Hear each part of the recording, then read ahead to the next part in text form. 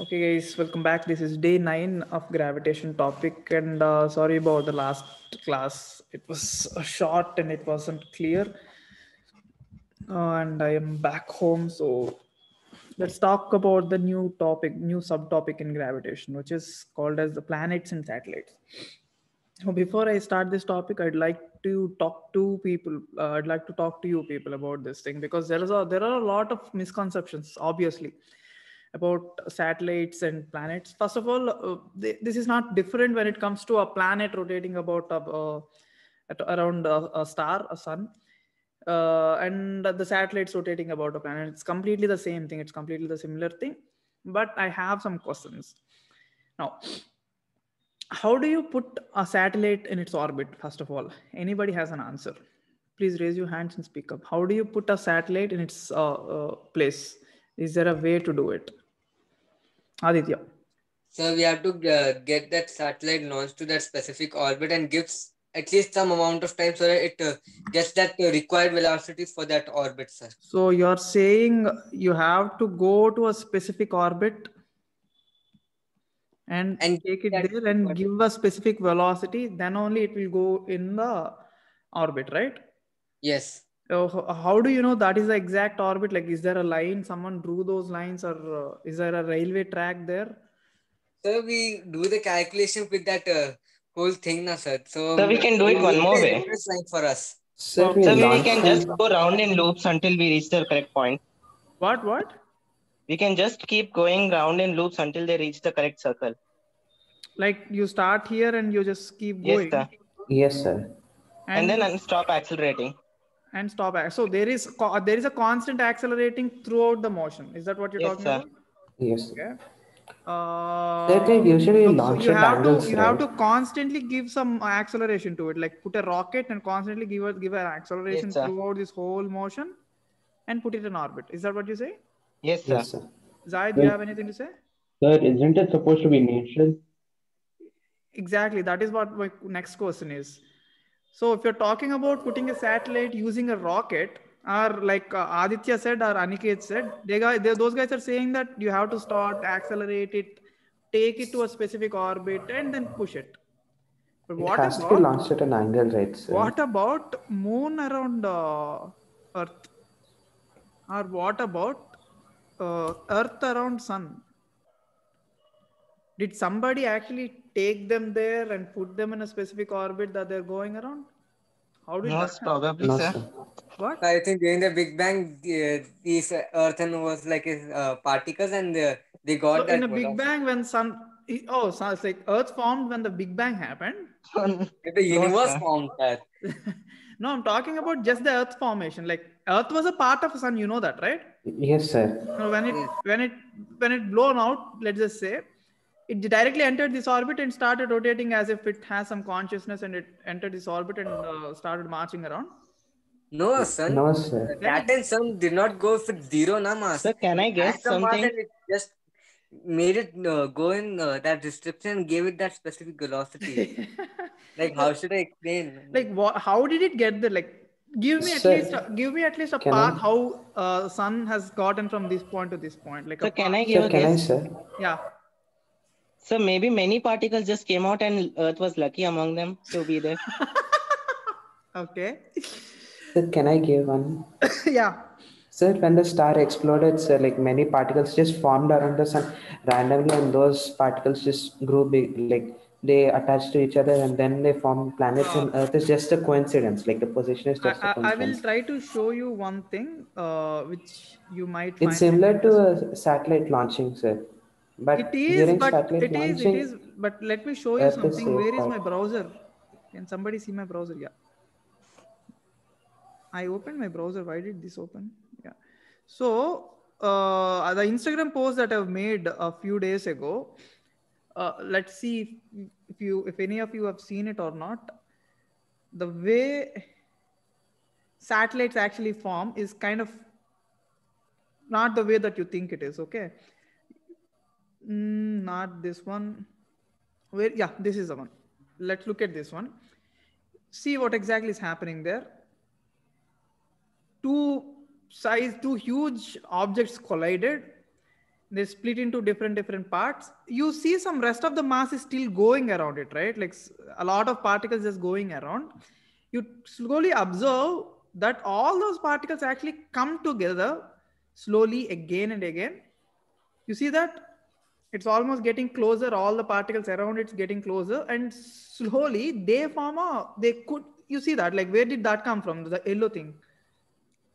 All the particles slowly come form a new object, maybe. Sir, it came from the debris, sir, which What? blew long ago. I didn't get you. Sir, it came from the debris.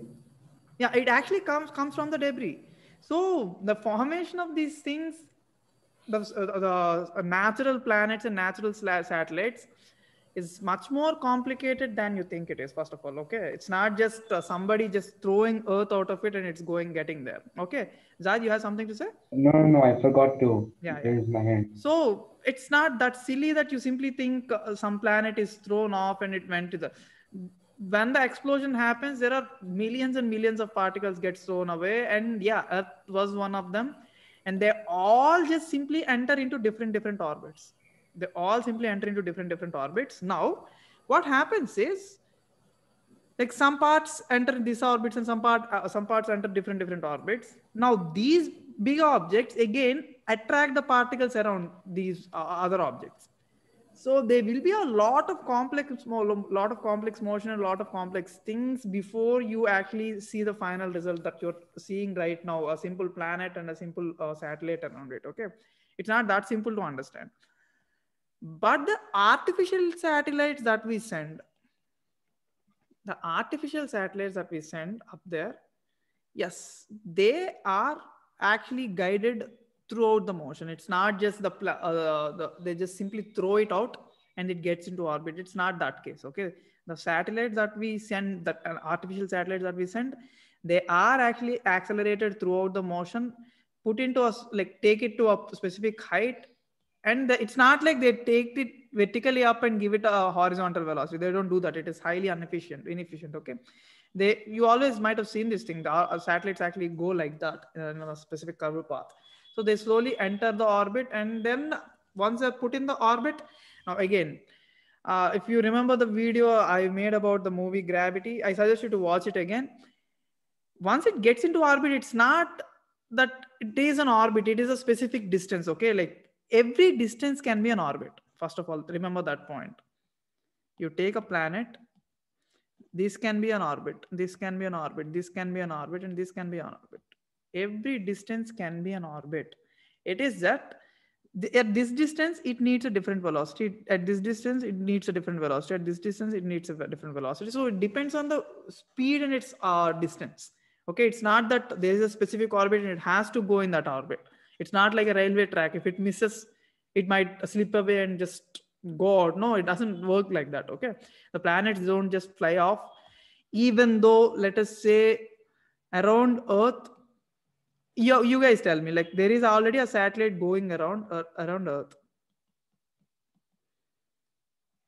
Okay, its velocity got decreased. Instead of having that specific velocity v0, because of something, the velocity has got decreased. What will happen now?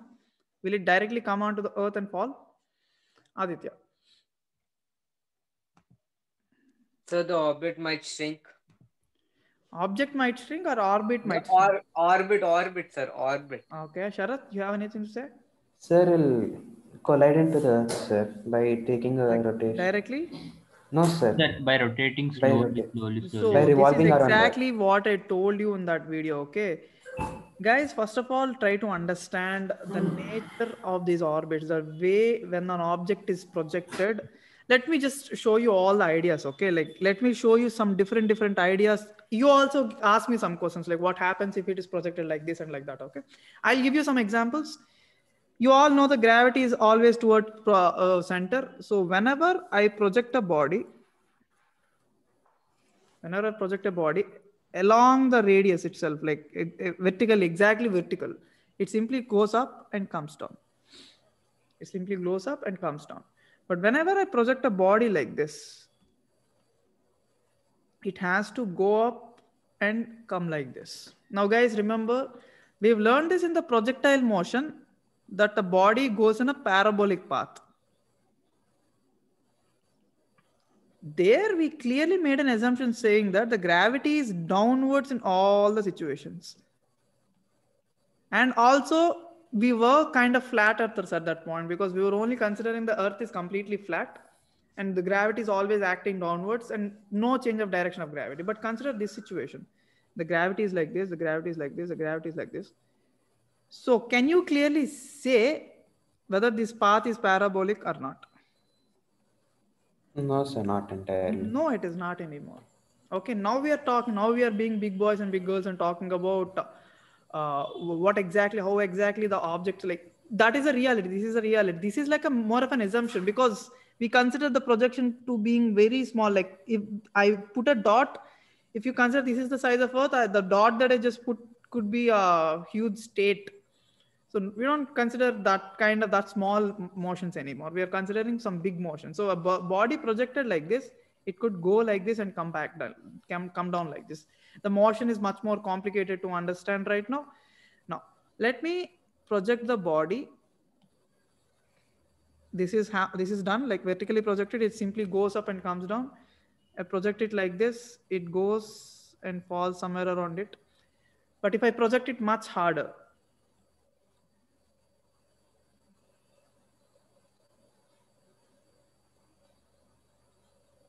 you know, this could happen. Yes, sir, it could happen. It definitely Yes, sir. could happen. Like it can go like this and comes and it actually tries to go to this point, the point of projection itself, where it's actually like an elliptical orbit. Considering this is the center, but that shouldn't be the center. That should be one of the focus. I didn't draw the diagram properly, but it tries to come back to this point. But Earth is in the solidity of Earth is in the middle way, so it will actually hit the point somewhere around here. Yeah, this is strange. Yeah, this is strange, but this is actually how it works. Okay, so I give it the right amount of velocity, like this. Not vertical, not at an angle, horizontally. It can actually go, enter elliptical orbit, and actually come back there. Yes, sir, there's no So obstruction. this is the kind of an elliptical orbit that we're talking about. You can definitely consider entering into an elliptical orbit. Okay. Now, my question is, Sir, in that case, it'll directly, like the satellite will directly crash onto the Earth, right? which case this one? Yes, sir. Yeah, like it will just reach the same point. That's all. That's Now, guys, crashing, considering right? each and every case, I'm totally taking off the case of air friction. Okay. The friction due to air in the atmosphere, I'm completely neglecting. I'm neglecting this whole thing. So that is what something that you need to keep in mind. Aniket has a doubt. Aniket, what is it? Less at some part, more at some part. I can't hear you. So can you hear me? Nope. I still can't hear you, man. Anyway, so let's talk about more projections. Do you have any more doubts? Like if you project is there a way that I can project the body at some angle to horizontal and it actually enters a circular orbit? Is there a chance? So can we take 45 degrees, sir? Because that's when the range will be maximum. But you can't just link these two things, right? Sir, approximately, sir, given taking velocity some. magnitude less than escape velocity, which makes into an orbit. Mayur says he's asking any satellite, a satellite with given velocity which is less than escape velocity, can we always say it enters into an orbit? That's a good question, Mayur. Let's look into that just practically. We will get back to this idea theoretically for sure later, maybe in 2 or 3 days. But just for practical cases, I'm talking about planet. I can project it like this. I can project it like this. So for a small projection, it goes like this. For a bigger projection, it goes like this. For much bigger projection, it goes like this. So some projection, it actually is coming like this. If I project it like this, it is actually coming into the orbit. If I project it too strong, it will just simply get out of the orbit. Okay. We will talk about these kind of orbits No, we might not, but there is a concept where I can actually talk about whether these paths are elliptical or parabolic or hyperbolic. We can talk about these things, but they are like really high standard of parabolic and hyperbolic. Those are some high standard ideas. So let's not talk about these ideas right now. But I need you to understand these points, okay? Like, because in the textbook, they don't really give you anything. They directly tell you that a satellite is in the orbit right away. But there is a lot of complication involved in the projection of satellite, and there is no such thing as, like, let us say, in the previous case, the question asked, if the satellite is actually going in a circular orbit and the velocity is decreased, you know what happens? It simply enters into an elliptical orbit, that's all. I mentioned this in the video of gravity. Okay, the body simply enters into an elliptical orbit. If the velocity is much smaller, it will hit here. Like, yeah, let me discuss these things one by one, okay? So let us take a satellite which is in the orbit. If the velocity has gone down, it might enter into an elliptical orbit. If the velocity is much lesser, it might enter into an elliptical orbit where it gets very close to Earth and go back to its original position. If the velocity is much lesser, it might crash somewhere or here. Sharath has a doubt. So what if we increase the velocity, sir? Yeah, we'll talk about it. If it is much lesser, it will crash somewhere around here. If it is completely zero, it will directly crash over here. That is how it crashes. It doesn't just directly crash. Okay. Now, what if I increase the velocity? It will enter another elliptical orbit, which is much bigger like this. You get my point? Sir, like what if we are starting with a circular orbit and then we increase the velocity? Increase or decrease? Increase, sir. When Yeah, we that's what start I'm with a saying. You're circular already in a circular orbit. I'll give you a better idea, okay? Let us take, this is a circular orbit. And V naught is a orbital velocity. If I decrease the velocity, it will get into an orbit like this. Okay, making this is the farthest point and this is the closest point. If I increase the velocity, let us say I went to V1, so it will go on an orbit like this. So it will go to a farthest point. This will be the closest point then. You see the difference? If the velocity is decreased, that's the farthest point. If it is velocity is increased, that is the closest point. But it will simply get into an elliptical orbit, which is also stable. The elliptical orbits are also stable. There is nothing. There is no problem in that at all. There is only a problem. Like even in this case, also there is no problem. The problem was Earth is stopping its motion. Otherwise, it will happily enter an elliptical orbit and go around this, making the center as a focus. It will happily do that. It's just Earth is obstructing its motion. Even this orbit also. It will actually try to complete this motion, but Earth is obstructing it at some point. It will, if it is like this, it will happily complete its motion, but Earth is obstructing its motion. Even the straight up falling can also be called as an elliptical orbit. Do you know that we actually do that later? Object directly falling onto the Earth can also be considered as an elliptical orbit with no eccentricity. We'll talk about it later. Okay. Okay, so that is the basic behavior of satellites. I hope you have some sense about the satellites right now. If you have doubts, guys, please raise your hand and ask right now. Please don't text. I cannot read all the messages. There are too many people messaging randomly. Like, what happens now? What happens then? Should the velocity of satellite increase when its orbit path is increasing? I don't understand. So, guys, please remember, for a planet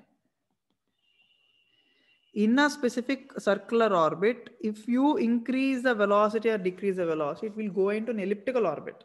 No, it won't go into a higher orbit. It won't simply go into this orbit like that. You have to again accelerate it, use the thrusters and put it in a circular orbit. Naturally, it cannot. Naturally, just because you increase its velocity here, it does not enter into a bigger orbit. It will simply go into maybe an elliptical orbit like this and come back. That's the same height. If you want the radius of if you want it to stay as a circular orbit and increase the size, you have to use the thrusters and you have to push it to the outer layers. Otherwise, it won't go into the outer orbits. I hope that is clear. Please raise your hands, ask any doubts till this point. Let's just enter into the easy physics out of this topic. This is the basic of it. I hope you understood that. Now we'll just talk about all the easiest parts of it. Aditya, what is it? So, is it possible that the object is in a specific trajectory only and it increases the velocity? Is this possible? I'm asking. No, it's already in a specific circular orbit. Yeah. And you want it to stay in the circular orbit with increased speed? Yes. No chance. A specific orbit has a specific speed. Okay. No, there is nobody stopping you. There is nobody holding you. It's just gravity. So if you pull away, gravity will let you go away. You get that? Okay. Yeah. Mayur. So is it like gravity is acting at different points with different magnitude or something? Is it Mayur who's speaking? No, sir, it's me, Aniket. Why is your name named as Mayur? I'm in college. My mic is not working. Oh, it's fine. Tell me, what is it? So yeah, I didn't understand that elliptical thing. Like, it's not very intuitive. Is it like gravity is working with different magnitudes at different points? Yes, definitely. In an elliptical orbit, it seems completely stable.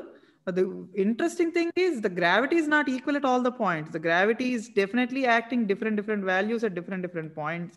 The speeds are different at different points. Everything is very strange. Yet they somehow work. It's not really that difficult to understand. Like try to take this example. Like you all love to talk about it. Take a cone. Okay, put a body. Try to put it in a circular path. It will definitely go in a circular path. You agree? Yes, sir. Now try to put it in an elliptical path like this. A body can happily go in like this also, right? Considering the friction is not there. If there is friction, obviously it will go in 1 or 2 rounds and it slowly falls down into the this thing. But if there is no friction, it will definitely go in an elliptical orbit like this also, right? Okay, sir. So just like this, obviously here it has a maximum speed. Here it has a minimum speed, V minimum, V maximum. It's exactly like that. You can understand. Instead of considering cone, do you remember the shape that I've just shown you that day? What do you call this as?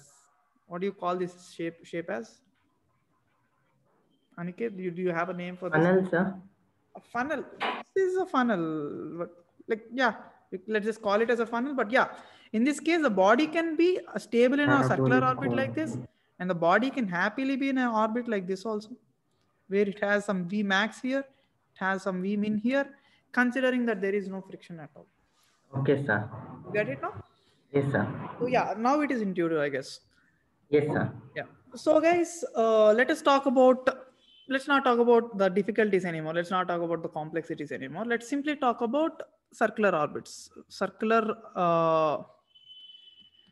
orbits where things are very simple. Let us simply talk about a planet and a satellite. I'm drawing an artificial satellite. You can draw a natural satellite also. Mass is m. Now the reason why it is going in circular motion is you can talk about this circular motion in 2 frames: in the frame of reference of body or in the frame of reference of the ground. There is no ground, so let us all talk about the whole system in the frame of reference of the body itself. Now if you remember, in the frame of reference of body, there are 2 types of forces. One, obviously, the centrifugal force, Gmm by r square. Here r is the orbit radius. And whenever you're talking about in the body frame of reference, there is obviously centrifugal force Gmm by r square again. And that is the reason why the body is stable and going in the orbit. Sorry, why did I write Gmm by r square? I'm sorry. I'm very sorry about this. It's supposed to be mv square by r.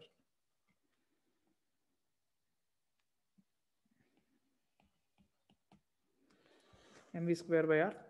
What we do is we simply equate these 2 values. Gmm by r square equals to mv square by r. R cancel each other. Small m cancels each other. Gm by r equals to v square. So v is getting as root over Gm by r. Guys, whenever I write small r, please remember that that is the radius of the orbit in this topic, especially. Okay. Now, guys, this is called as the orbital speed. If you're talking about this specific radius, the body has to go with the speed. Again, guys, please remember we are not considering air friction at all. In fact, when we talk about this range of satellites, height of satellites, there is no air friction. But when they take off, when they start from the Earth's surface and they take off, there is a lot of friction. There is a lot happening. We're not considering all that. Okay, so for a satellite to be in its orbit of radius of this radius, it has to go in this velocity, which is called as orbital speed or orbital velocity. Aniket, what is it? You had some doubt, you raised your hand. Mayur or Aniket? No? Okay, fine. So this is the specific speed, like Aditya asked, can it go with a different speed in this orbit? No. If it is a circular orbit, no. At this distance, can it go with a different speed? Yes, definitely, because if it is given some other velocity, it might get into some elliptical orbit and come back to the same position. Things might happen. So at this distance, at some point, it might have some specific velocity. But if you're talking about circular orbits, it's strictly must be followed that at this distance, the body has to go with the specific speed that is called as the orbital speed. All right. Now, once we talk about the orbital speed, they also talk about the time period of rotation around that.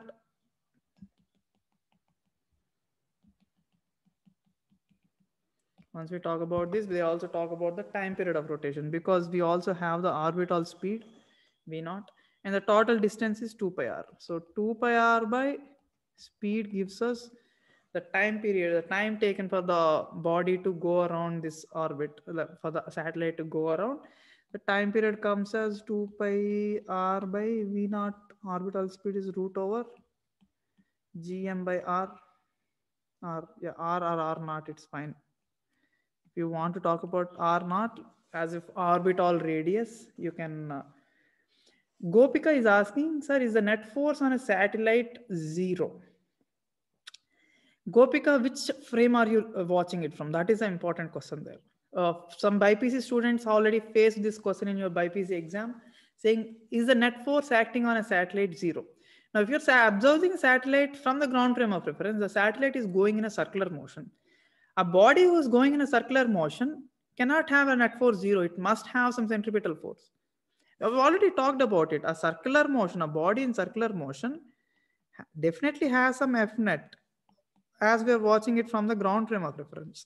But if the same body is being observed from the body frame of reference, obviously F net equals to 0, because to balance this force, we always take mv square by r. So Gopika, please try to understand this point, that if you are observing from ground frame of reference, no, there is no external force. Yeah, there is some external force. If you are observing the body in the frame of reference of the body, no, there is no force acting on it.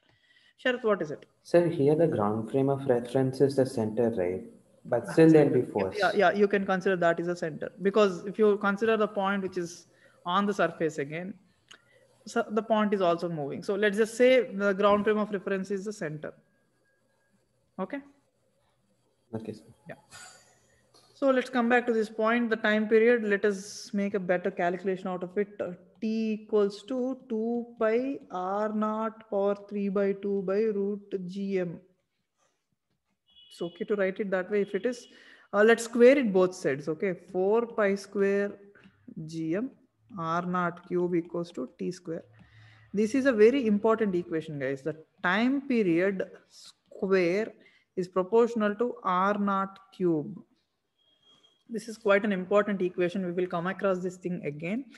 The square of the time period of a satellite is proportional to the cube of a size of the cube of a size of a orbit. Okay, so not the size of orbit, I'm sorry, the radius of the orbit, to be speaking.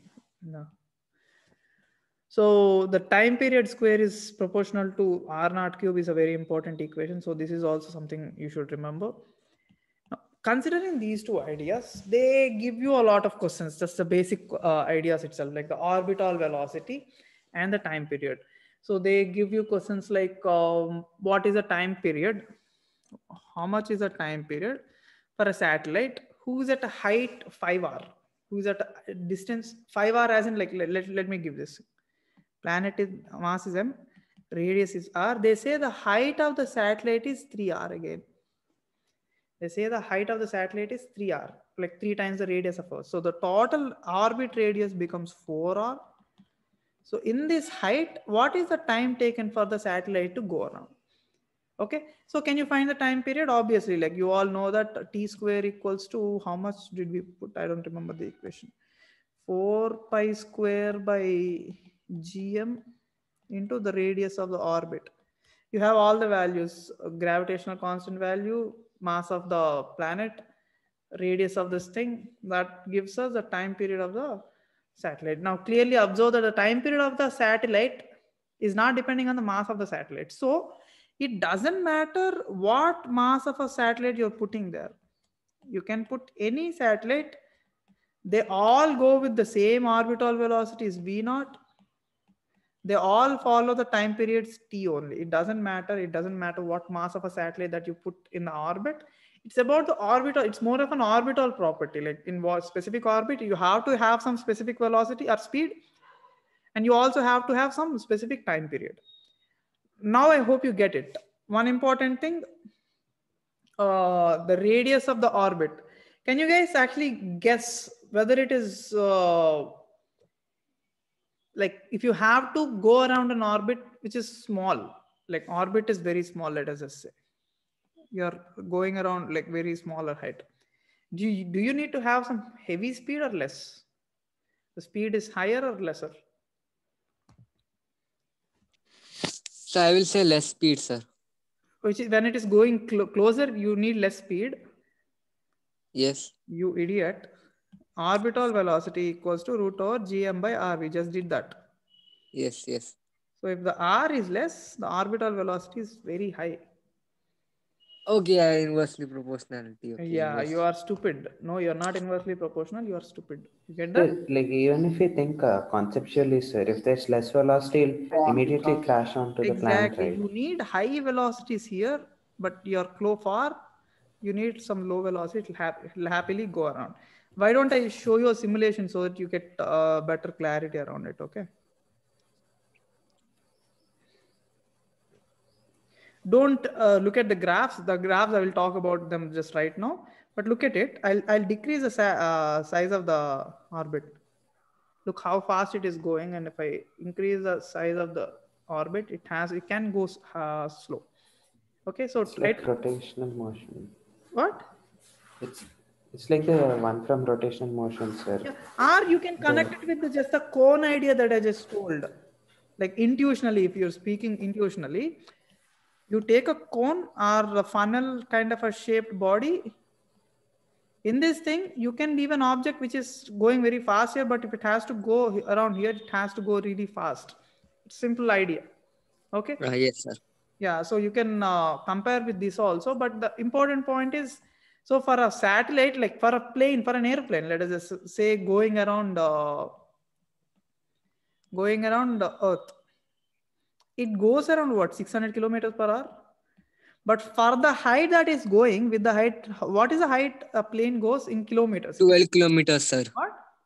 12 kilometers above the earth means sea level, sir. So 12 kilometers, for 12 kilometers, it has to go at a, compared to this, it's like it has to go at a very high amount. Do anyone like remember the radius of International Space Station, the height of the International Space Station, and the speed of the International Space Station? Does anyone remember the values? ISS. Sorry, sir. No, you don't? I don't. Let's check. Let's Google it. No, sir. Sorry. International Space Station radius. It says the radius is 42,000 kilometers. Is this true? 42,650 kilometers around Earth. Oh, thanks. Thanks, Siri. So, yeah, the orbit's radius is 42,000. So, even at this height, the amount of speed, let's check the speed also, okay? Not just radius, I also want speed.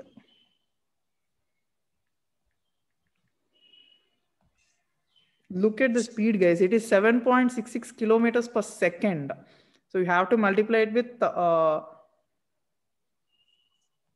you have to multiply. Can somebody confirm this value if it is right or not? 42,000. Aniket says it is a circumference. Oh yeah, it cannot be that much.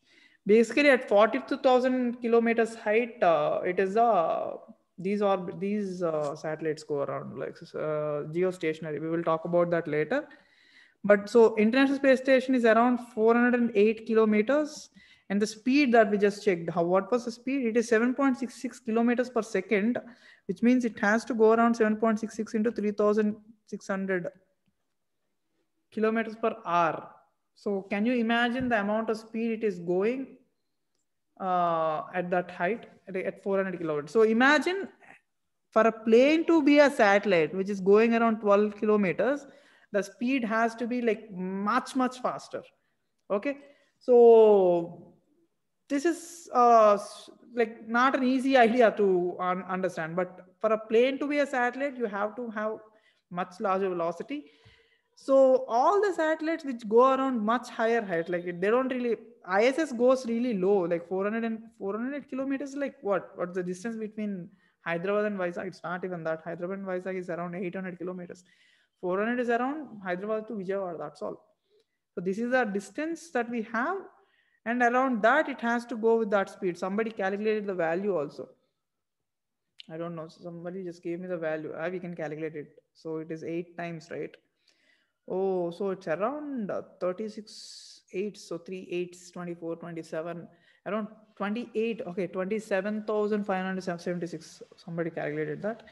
So it's a very high value if you really talk about it. So ISS really goes around Earth really at very high speeds. And can somebody tell me the time period? You might have seen this thing in the time periods at least. You haven't seen the time periods, anybody? At a time period of ISS, you people must have to watch the Gravity movie. Come on, this is not okay. In the movie, they clearly mention the time period of ISS. It's around 90 minutes, I guess. If I remember that right, that is 90 minutes. But if you remember it correct, you can correct me definitely. But I don't remember. I remember it as 90 minutes. So in 90 minutes, it actually goes around entire orbit. So they have around multiple sunsets and multiple sunrises. Okay, so yes, this is how it works. You need to clearly understand that orbital speed, all the things that I'm teaching you is just for fun. They don't help you at all in exams. All the things that you need to take away from this class right now is, one is the orbital speed. The second is the time period, 4 pi square by gm r naught cube. These two are the things that you need to take away from this point. Okay, one, the speed of the orbit. Two, the time period on the orbit. Okay, they give you silly questions like the two satellites. One is at a height. Sometimes they mention the height, sometimes they give the radius. So you be careful. If they mention the height, take it from the surface, add the Earth's radius also. So sometimes they mention the height as Earth's radius, and then there is another satellite whose height is 3r. So the radius will be 4r. So there are two satellites here. One is going around this height, the other is going around this height.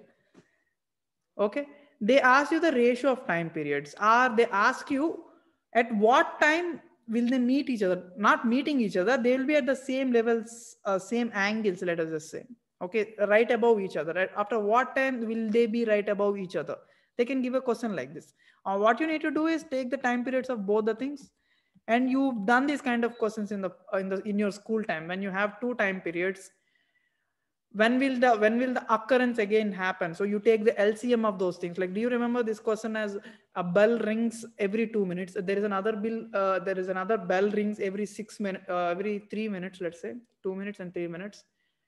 So they ring right now at the same time. When will they ring again at the same time? So these kind of questions, you might have seen these kind of questions. It's quite easy to do these kind. Okay. So let me move on to the next idea. The energies of a satellite which is going in a circular orbit. Again, we are still in the circular orbit case. Energies, as in the potential energy, the kinetic energy, the total energy. Let's look at them. Okay. Let me draw the diagram again.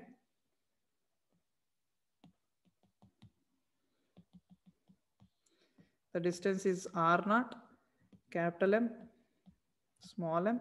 The first thing that I will write is the potential energy, which is nothing but minus gmm by r naught. Then obviously the kinetic energy, it has some speed v naught. So the kinetic energy is half m v naught square, half small m, because small m is the mass of the satellite. Please be careful when you're putting the masses, okay? People get confused sometimes. The orbital speed, I just derived it, gm by r naught whole square. Yes, you might have to remember these values, okay? The orbital speeds and the time periods. The formulas are important. You can't just go around in the book every time that you need to check.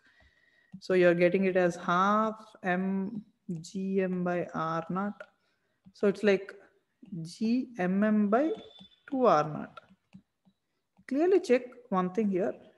You're getting some kinetic energy, and here is a potential energy. They look like they're totally related, except there is a 2, which means this is how it looks. Every time the potential energy is minus 100, the kinetic energy looks like 50. The potential energy is minus 300, the kinetic energy is 150. So in this case, the total energy is minus 50, minus 150. Let me give minus 800 is the potential energy, 400 is the kinetic energy. The total energy is also minus 400. So every time somebody gives you a value saying kinetic energy is x, which means potential energy is minus 2x, and total energy is minus x. You get that? Or you can write, this is gmm by 2 r naught. This is minus gmm by r naught. The sum is minus gmm by 2 r naught. The summation of these two. We are always writing. This is the total energy. The kinetic energy, the potential energy, the summation of these two is nothing but the total energy. Sharath is asking, this one's similar to the energy and atomic. Oh, right. You've already gone through the energies of atomic structures in the Bohr's model. So I don't really have to worry about this thing at all. Not much. Okay, you already know the kinetic energy, you already know the potential energy and total energies. Let us look at the graph this time, okay? I've already drawn the graphs. The graph that I've just shown you like 10 minutes ago. The kinetic energy is a positive graph. Potential energy is exactly the mirror image. Sorry. No. This is a kinetic energy. The mirror image is a total energy. Potential energy goes like this. So at any distance, at any specific given distance, you cut it, you get values like kinetic energy is x, potential energy is minus 2x. The summation of these two is minus x. I hope you're following this. At any specific distance, I just took at any specific distance. This is the potential energy, red one. Should I change the color for this thing? Let me change it so that you get more clarity. Let us completely write the total energy with green.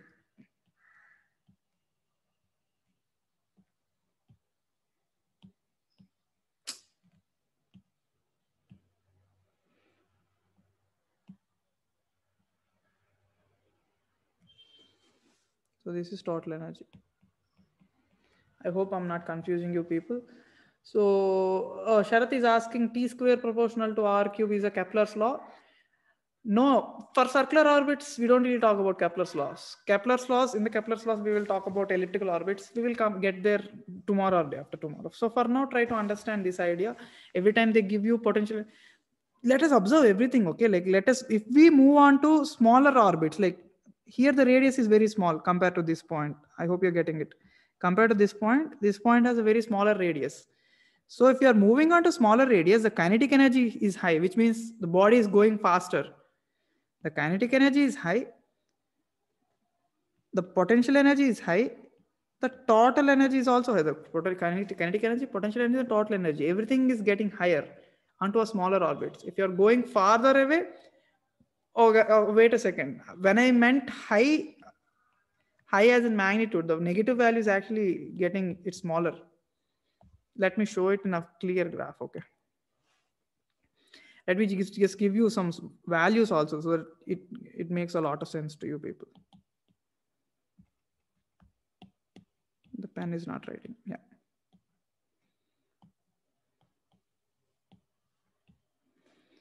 So kinetic energy, total energy, potential energy. If I'm talking about some distance around 10,000 kilometers, look at the kinetic energy, look at the potential energy, everything is related. Obviously, like I'm just taking some random values here. If this is 100 joules, the total energy the potential energy has to be minus 200 joules, which causes the total energy to be minus 100 joules. So if only I'm moving on to a closer point like this, where the radius is some 1,000 kilometers only, the kinetic energy is higher, 500 joules, which makes the potential energy as minus 1,000 joules. And I'm sorry, it is coming onto the same angle. So the kinetic energy, the total energy must be around minus 500 joules. I made the graph wrong. Let us look at the whole thing in this graph itself. Like if you are moving on to the closer point, the kinetic energy is clearly high, the total energy is low, the potential energy is low. Low as in, like we are talking about in negative terms. If I increase the distance, the kinetic energy is decreasing, potential energy and total energy are increasing. Saicharan is asking, it makes hole in the horizontal wall of Seek. I don't understand what Saicharan this meant. Anyway, so this is how the total energy, potential energy, kinetic energy are written, guys. So energy in an orbit, you need to remember these values also. The last values. What happened to the page? I didn't do anything. Along with the 1, 2, these two ideas, you also need to remember, come on, the potential energy, kinetic energy, and total energy of a circular orbit. You need to remember all of these things. They will give you energies, they will give you some random problems. So all the values, all these numbers must be remembered. Okay. Now, once you are clear about this, all the energies, all the circular orbits, there are so many problems. I just can't remember any right now. Let us talk about the next concept. If I can remember some problems, we'll come back to that. They talk about geostationary satellite. They talk about, Aditya, if you have a doubt, please ask. Raise your hand and ask.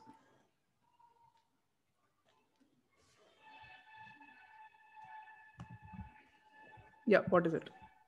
So can we say that the mass of an body that around which we are orbiting is also should be there, like proportional to V? How much greater the body it is, like it is the mass of definitely the body? affecting, right?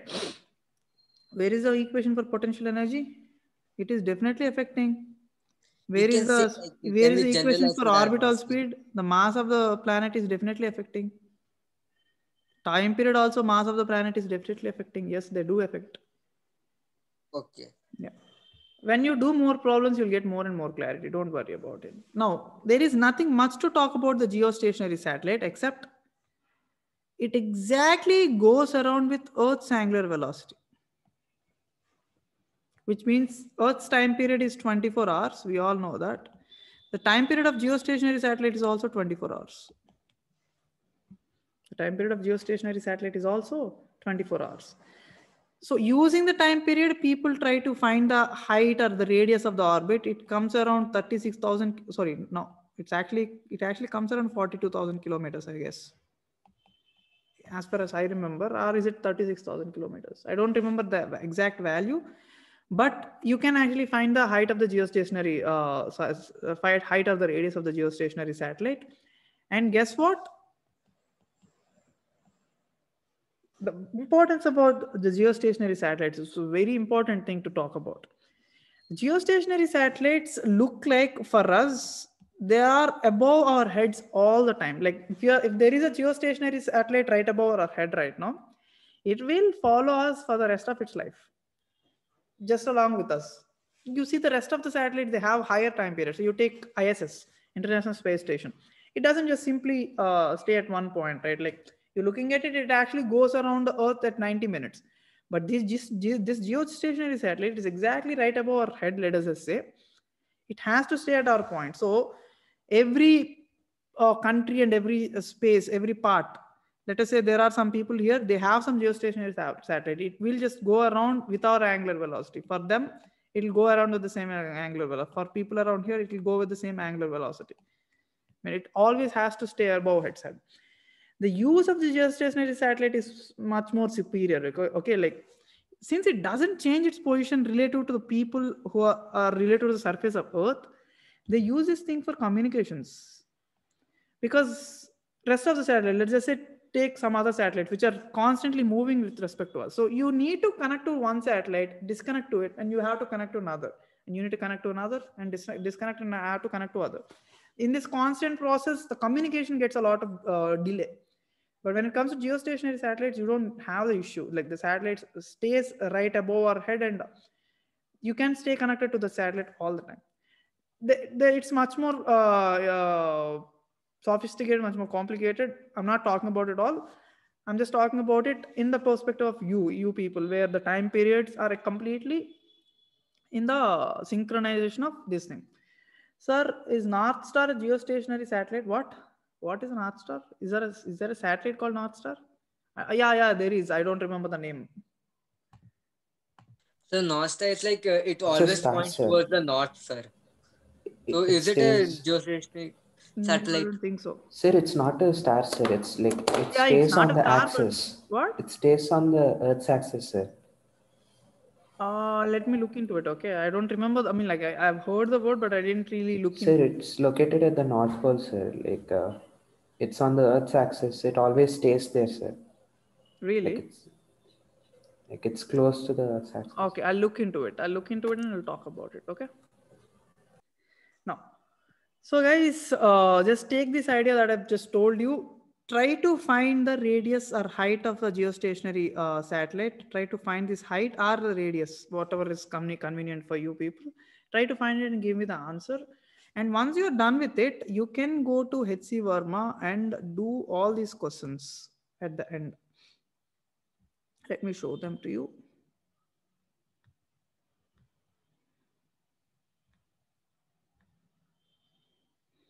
All these things like 28, 29, they're basically about the time periods and all. Try to look into these questions, and there is more. Obviously, there is another concept called Yashwant is saying the height is 36,000 kilometers only. Okay. There is another thing called escape velocity. I will talk about escape velocity tomorrow. It has an interesting idea to it also. So I'll talk about that tomorrow. Before I end the session for today, are there any doubts? You have anything to ask? Please ask right now. Raise your hands and ask. Don't type it. Vamshi. Sir, what if we throw ball in reverse, sir, and if we spin reverse? What? From what? Where do you want to From the top of the hill. It will come reverse, no, sir. Yeah, if you actually throw it with the right velocity and take out the friction completely, the ball actually has to come from the behind with the orbital velocity. Yes. Yes, that's what Yeah. With the orbital velocity you have to throw, and the air friction shouldn't be there. Yes, sir. Yeah. So, okay, guys, that's it for today. I hope I cleared a lot of doubts, but tomorrow we'll be talking about more, and there is an idea of elliptical orbits also. Most probably I'll start discussing the elliptical orbits tomorrow, and we will end this topic day after tomorrow. All right. More doubts? Some other message from somebody? No. Anyway, okay. So that's it for today. So we'll talk about it tomorrow. Thanks so much and bye-bye.